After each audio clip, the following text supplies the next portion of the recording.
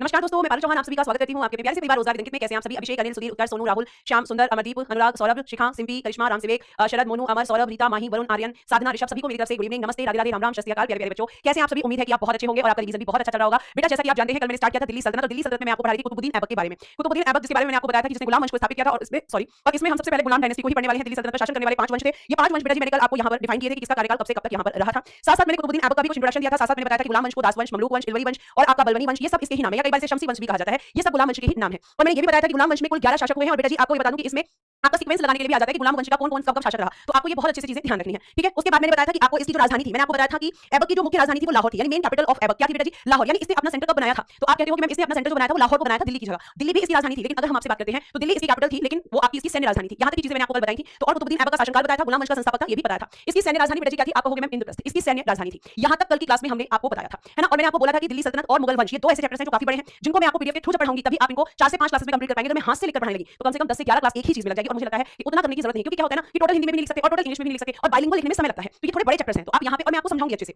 ठीक है। अब सुनिए क्या लिखा है। गौरी का गुलाम था। कौन गौरी का गुलाम था? भाई ऐबक। आपको बताया है तो मैंने कि ऐबक गौरी का गुलाम था, और उसने कभी खुद को सुल्तान नहीं कहा। उसने कभी खुद को सुल्तान नहीं, इवन हमेशा उसने कहा कि मैं तो गौरी का गुलाम हूं। उसने मुझे जो जिम्मेदारी दी है मैं तो केवल उसको निभा रहा हूं, ठीक है। आगे देखिए प्यारे बच्चे, आगे क्या लिखा है। अब गौरी, जो गौरी का गुलाम था, तो गौरी ने इसे किससे खरीदा था? इसे मिर्जा अजीज कोका से खरीदा गया था, गौरी ने खरीदा था।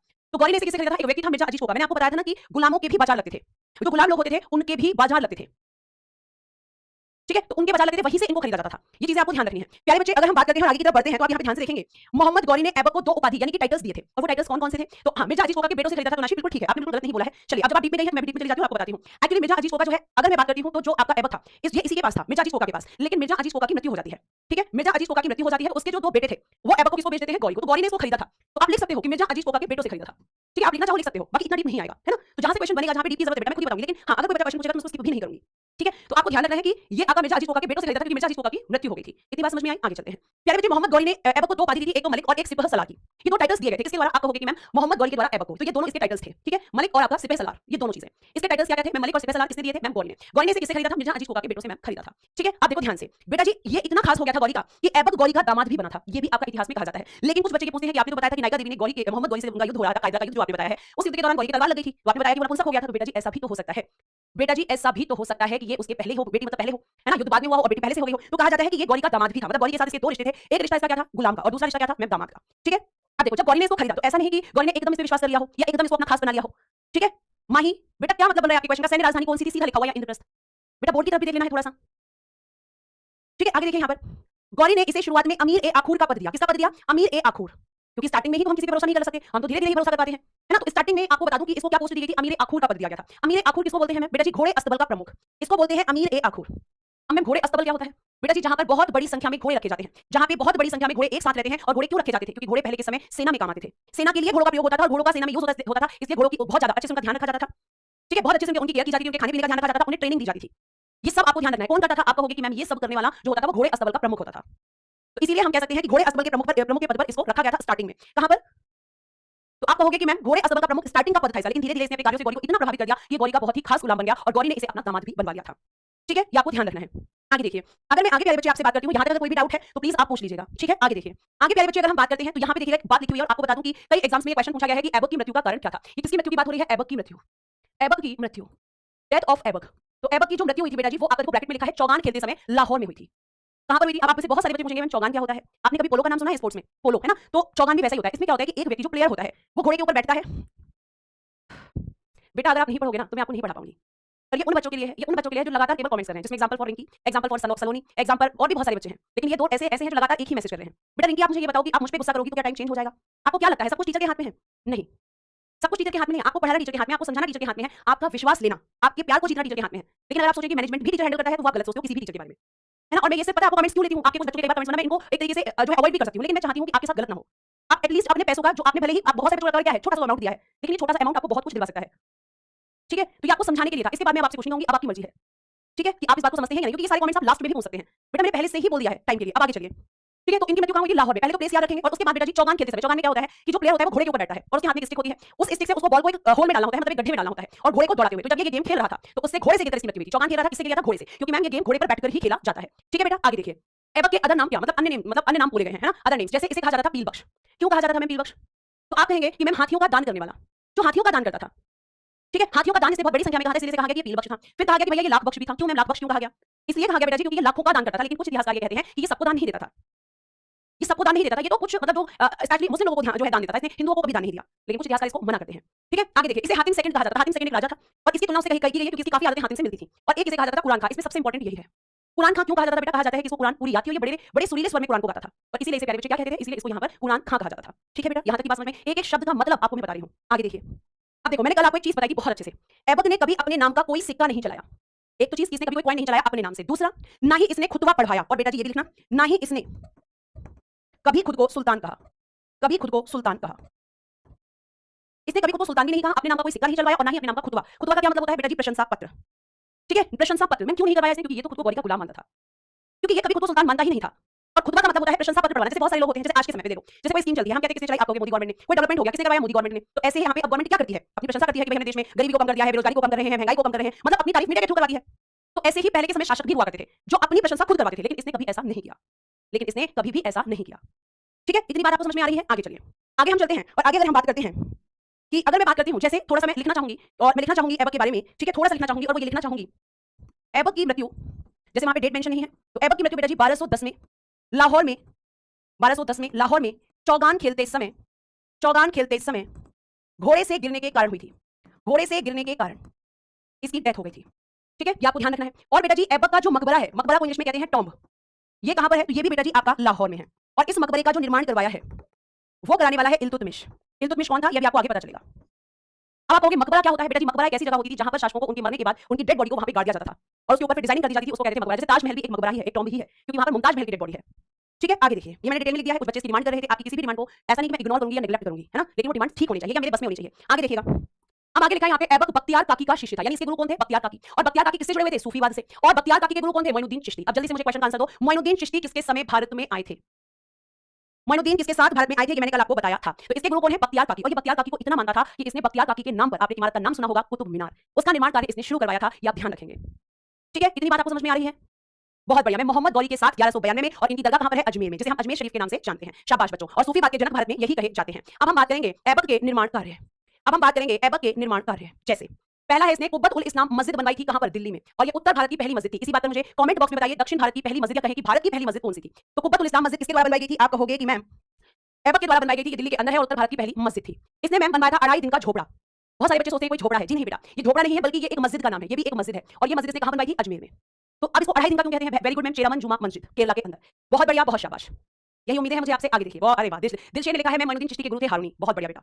अब आगे सुनो, 2.5 दिन का झोपड़ा क्यों कहते हैं? कहा जाता है कि इसने जो है इस झोपड़े को मजदूरों के द्वारा 2.5 दिन में बनवाया था। और कहा जाता है कि 2.5 दिन तक इसने मजदूरों को खाने पीने तक के लिए दिया, कहा कि पहले इसको कंप्लीट करो, उसके बाद ही तुम्हें कुछ मिलेगा। ठीक है, उसके बाद बेटा जी इसने कुतुब मीनार का निर्माण शुरू करवाया, लेकिन इसने कुतुब मीनार को पूरा नहीं करवाया। सुनो, कुतुब मीनार का निर्माण शुरू किसने करवाया? इसने। अब लिखना, निर्माण कार्य पूरा किसने करवाया? निर्माण कार्य पूरा तो ये करवाया था बेटा जी इल्तुतमिश ने। इल्तुतमिश ने। इसने कितनी मंजिल बनाई थी? 4 मंजिल इसने बनवाई थी इसमें। ठीक है, जैसे हम कह सकते हैं कि एक मंजिल किसने बनवाई थी? एक मंजिल तो बनवाई थी कुतुबुद्दीन ऐबक ने, पहली मंजिल। और बाकी इसमें जैसे 1 उसने बनवाई थी, तो 3 मंजिल किसने बनवाई थी? 3 मंजिल मैम इल्तुतमिश ने। तो 4 मंजिल इसके समय तक बन गई थी। ठीक है, एक मंजिल बनवाई थी ऐबक ने और 3 मंजिल बनवाई थी, हम कह सकते हैं कि मैम इल्तुतमिश ने। यानी निर्माण कार्य को पूरा किसने किया? इल्तुतमिश ने। लेकिन पूछा जाता है कि जो कुतुब मीनार है इसको रिनोवेट किसने करवाया था? रिनोवेट कब किसने करवाया था? तो वो करवाने वाला व्यक्ति है बेटा, लिखना आपका फिरोज शाह तुगलक। फिरोज शाह तुगलक। मैम इसने क्या करवाया था? फिरोज शाह तुगलक ने इसे रिनोवेट करवाया था। रिनोवेट क्यों करवाया था? क्योंकि बेटा जी फिरोज शाह तुगलक के समय कुतुब मीनार की जो चौथी मंजिल थी, ये क्षतिग्रस्त हो गई थी, मतलब एक तरीके से आपकी नष्ट हो गई थी। और किस कारण? तो बिजली गिरने के कारण। बिजली गिरने के कारण ये क्या हो गई थी? क्षतिग्रस्त, मतलब एक तरीके से नष्ट हो गई। तो इसने इसको रिनोवेट कराया और साथ साथ इसमें इसने एक मंजिल और ऐड करवाई। तो टोटल कितनी मंजिल हो गई? 5। तो कुतुब मीनार की 5वीं मंजिल किसने बनाई? फिरोज शाह तुगलक ने। ठीक है, तो एक मंजिल ऐबक ने बनवाई थी, ये आप ध्यान रखेंगे। दूसरी मंजिल, तीसरी मंजिल, चौथी मंजिल बनवाई थी इल्तुतमिश ने और 5वीं मंजिल बनवाई थी फिरोज शाह तुगलक ने। ठीक है, इतनी बात आपको समझ में आ रही है? रिनोवेट कब करवाया था? 1368 में। रिनोवेट कब करवाया था? 1368, 1368। ठीक है, आगे सुनिए, इसकी हाइट कितनी है? हाइट इसकी 73 मीटर। किसकी? कुतुब मीनार की हाइट लिखी है ये 73 मीटर। कहीं कहीं पे 72.5 मीटर भी आपको लिखा हुआ मिल जाएगा। ठीक है, अब आगे सुनिए, 1993 में इसको यूनेस्को की वर्ल्ड हेरिटेज साइट में शामिल किया गया। किसको? कुतुब मीनार को, पूरा कुतुब मीनार के बारे में। ठीक है, आकाश कह रहे हैं, मतलब आकाश कहना चाह रहे हैं कि जहां 2.5 दिन का झोपड़ा है वहां पर पहले एक संस्कृत विश्वविद्यालय हुआ करता था, संस्कृत विद्यालय हुआ करता था। तो बिल्कुल सही है, आकाश 2.5 दिन का झोपड़ा जिस जगह पर बना हुआ है उस जगह पर पहले एक संस्कृत स्कूल या संस्कृत कॉलेज हुआ करता था और उसको तोड़वाकर इसने वहां पर मस्जिद बनवाई थी। ये बात आपकी बिल्कुल सही है। ठीक है, इतनी बात आपको समझ में आ गई? एक बार थम्स अप करो फटाफट, एक बार थम्स अप कर दीजिए। आगे चलें, अब देखिए आगे क्या लिखा है। ऐबक को ही गुंबद कला और मेहराब कला का जनक कहा जाता है। अब मैम ये क्या होती है? ये क्या होती है? जैसे हम कह सकते हैं कि इसको कहा जाता है कि called the father of dome art and arch art. अब मैम गुंबद कला क्या होती है ये बताइए? तो बेटा जी गुंबद कला उसको कहते हैं जब किसी बिल्डिंग की ऊपर जो डिजाइन होती है वो इस तरीके से होती है, ये इसको कहते हैं हम गुंबद कला, यानी कि डोम आर्ट, है ना। और एक होती है बेटा जी आपकी इस तरीके की बिल्डिंग्स, ऐसे ऊपर से उनकी ऐसी डिजाइन होती है, इसको कहते हैं हम मेहराब। यानी कि आर्क आर्ट। तो इस तरह की बिल्डिंग इसके समय बननी शुरू हुई थी, देखो जैसे इसका आप देख रहे हो ऊपर से इस तरीके से बना हुआ है, यहाँ पे आप देख रहे हो यहाँ पे ऐसे बना हुआ है ये, यहाँ पे भी देखो इस तरीके से बना हुआ है ये। तो ये दोनों ही चीजें इसके समय हुई थी, ये दोनों ही सब चीजें।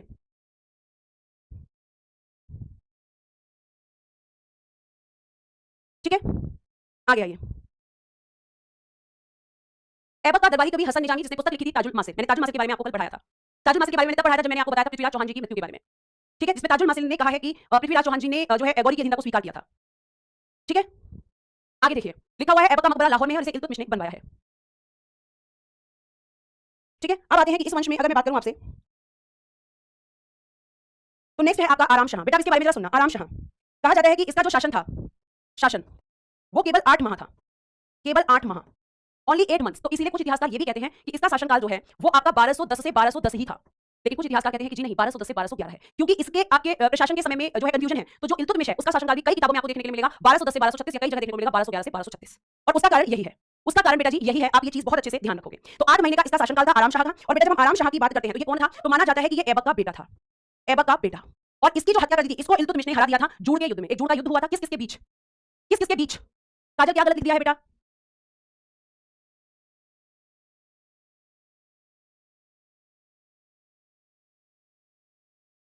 ठीक है आगे सुनिए।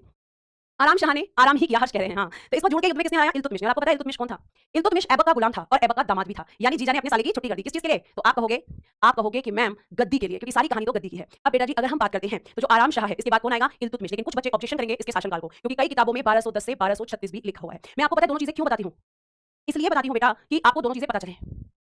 ठीक है, और जो आप यहाँ पे कह रहे हो कि ये आपका जो है वो 1210 से 1211 है, तो मैंने अभी आपको बताया क्योंकि इसका शासनकाल 8 माह का था। तो कुछ स्रोत ये चीज कहते हैं और कुछ स्रोत वो, तो आपको ऑप्शन में हमेशा एक ही ऑप्शन मिलेगा। ठीक है, और इल्तुतमिश का आपको अगर देखना है तो आप सर्च करना, बहुत सारी जगह आपको ये डेट मिलेगी और कुछ जगह आपको ये डेट मिलेगी। अब मैं अगर आपको दोनों नहीं बताऊंगी तो जो बच्चे ये पढ़ेंगे वो कहेंगे मैं आपने गलत लिखवा दिया, जो बच्चे ये पढ़ेंगे वो कहेंगे मैं आपने गलत लिखवा दिया। और मैं आपको दोनों चीजें बताकर ही इसलिए चलती हूँ ताकि आपके पास जब ऑप्शन आए तो आप उसको ठीक से यहाँ पे टैकल कर पाए क्वेश्चन को। उत्कर्ष बेटा केवल लिखने से नहीं होता है, क्या गलत है वो भी बताना होता है ना। और अगर आपने ये नाम दिलवाने के लिए किया है तो ये बहुत ही बेकार कमेंट था। ठीक है, आगे चलते हैं। आप सारी चीजों को चेक कर सकते हो, इसमें कोई वो नहीं है कि मैं आपसे ये कह दूं कि नहीं आप चेक मत करो, कर सकते हो।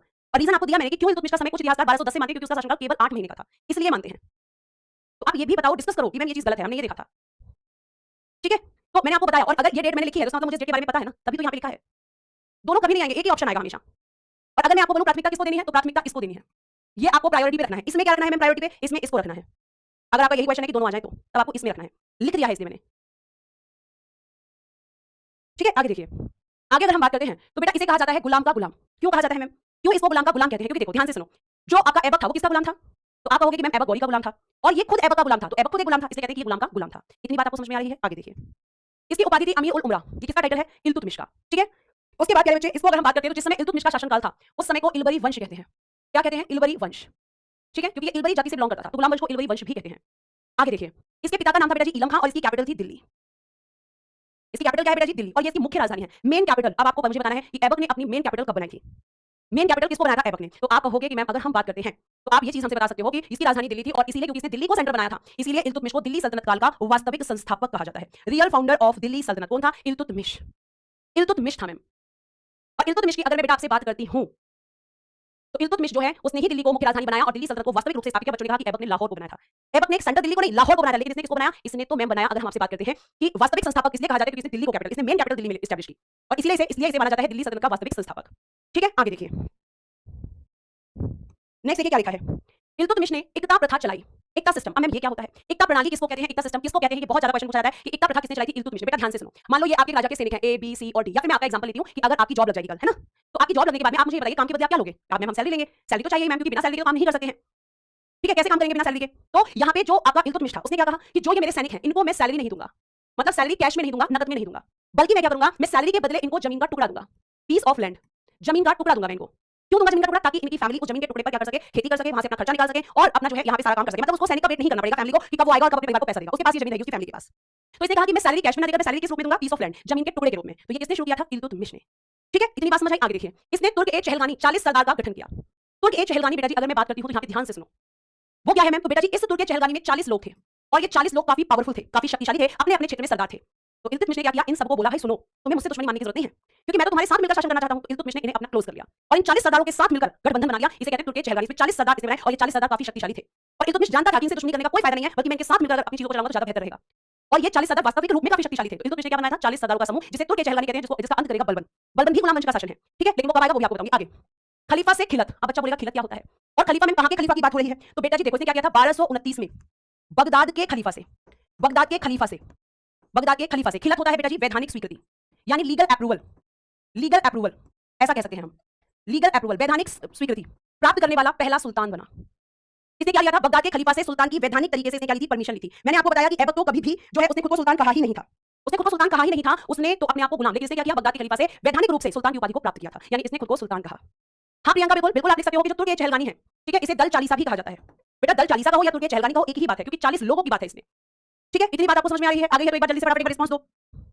अब बेटा यहाँ पे क्या हुआ कि इल्तुतमिश, आपने कल एक व्यक्ति का नाम सुना था मेरे मुंह से, यल्दौस। जल्दी से बताओ यल्दौस कौन था? जल्दी से मुझे बताओ यल्दौस कौन था? देखो यहाँ क्या लिखा है, तराइन का तीसरा युद्ध 1215 से 1216 ईस्वी, third battle of Tarain. Tarain दो मैं आपको पढ़ा चुकी हूँ, ठीक है, दो मैं आपको बेटा जी पढ़ा चुकी हूँ, बहुत अच्छे से मैंने आपको पढ़ाया है। अब ध्यान से सुनो, यल्दौस को इल्तुतमिश ने हराया। क्यों मैम? यल्दौस कौन था? कल मैंने बताया, अरे वाह, यहाँ पे इल्मा ने गलत आंसर कर दिया, गलत। गौरी का गुलाम तो था, ठीक है, लेकिन ऐबक से इसका क्या रिश्ता था? बहुत बढ़िया शशांक मैम, ये ऐबक का ससुर था। इल्मा ऐबक का जीजा कुबाचा था बेटा, ध्यान से पढ़ना। कौन था? ऐबक का ससुर। तो अब आप मुझे बताओ कि जो यल्दौस था ये काफी शक्तिशाली व्यक्ति था, लेकिन क्योंकि ये ऐबक का ससुर था तो इसने क्या किया? तब तो कुछ नहीं किया, लेकिन अब इसने देखा कि इल्तुतमिश से कोई रिश्ता नहीं है, तो मैं इसके ऊपर अटैक करूंगा। आपको पता है यल्दौस ने कई बार इल्तुतमिश के ऊपर अटैक किया, लेकिन इल्तुतमिश ने जवाब नहीं दिया। क्यों नहीं दिया? क्योंकि इल्तुतमिश जो है तैयारी कर रहा था किस चीज के लिए? मैम एक बेहतर युद्ध के लिए, बेहतर रणनीति के लिए। और ऐसा इल्तुतमिश से हमें सीखने के लिए मिलता है, हमें सीखने के लिए मिलता है कि हमें कभी भी जल्दबाजी में डिसीजन नहीं लेना चाहिए। ऐसा नहीं कि आप इनसे कुछ नहीं सीख सकते, बहुत कुछ सीख सकते हैं। इल्तुतमिश ने एट अ टाइम रिएक्ट नहीं किया और यल्दौस को मौका दिया, और जैसे ही इल्तुतमिश की पकड़ इससे मजबूत हुई, इसने तुरंत यल्दौस के साथ तराइन का तीसरा युद्ध किया, और इस युद्ध में इल्तुतमिश ने यल्दौस को हरा दिया। तो ये आपको यहाँ तक बात समझ में आई कि आखिर ये कौन था, क्या रिश्ता था, ये आप बहुत अच्छे से बेटा जी ध्यान रखेंगे, ठीक है। उसके बाद में इल्तुतमिश के द्वारा प्यारे बच्चे ये कहा जाता है कि इसके द्वारा दो सिक्के चलाए गए थे, ठीक है, जिसमें एक मुद्रा थी जीतल, और जीतल की जो मुद्रा थी वो बनी थी तांबे की, और एक मुद्रा थी टंका जो बनी थी चांदी की। और इसने जो सिक्के चलाए ना बेटा, ये देखो उनकी डिजाइन यहाँ पर है, और इसमें क्या लिखी हुई है? अरबी भाषा। तो ये भी कहा जाता है कि इसने शुद्ध अरबी के सिक्के चलाए थे, शुद्ध अरबी के सिक्के, अरबी भाषा लिखी है ना इसमें। तो जिसमें इसने चलाया था जीतल और एक चलाया था टंका, ठीक है, एक चलाया था जीतल और एक चलाया था टंका। अब देखो आगे क्या लिखा है। इल्तुतमिश के समय 1221 में मंगोलों का आक्रमण हुआ, नेतृत्व कर रहा था आपका चंगेज खान, जिसे हम तिमुचिन के नाम से भी जानते हैं, जिसे हम तिमुचिन के नाम से भी जानते हैं, ठीक है। इतनी बात आपको समझ में आ रही है? अब आप कहोगे कि मंगोल कौन थे? बेटा जी मंगोल बाहर से आक्रमण करने वाले आपके बाहरी आक्रमणकारी थे। जैसे एक समय तुर्कों ने आक्रमण किया, एक समय अरबों ने आक्रमण किया, ऐसे ही एक समय ऐसा है जब मंगोलों ने आक्रमण किया है, ठीक है। इसका नेतृत्व करने वाला कौन था? Genghis Khan. तो मंगोलों का आक्रमण कब हुआ? 1221 में हुआ था। प्यारे बच्चे ये बात आपको ध्यान में रखनी है। और जो ये चंगेज खान था, इसकी अगर हम बात करते हैं तो क्वेश्चन पूछा जाता है चंगेज खान की मृत्यु कब हुई थी, ठीक है, लिखना चंगेज खान की मृत्यु। तो ये हुई थी बेटा जी 1227 में, 1227 ईस्वी कह लो या एडी कह लो, इस समय चंगेज खान की मृत्यु हुई थी, ठीक है। इतनी बात आपको समझ में आ रही है? 40 लोगों के नाम याद नहीं रखने हैं संगम। 1127 नहीं बेटा, 1227 में शिखा सिंह,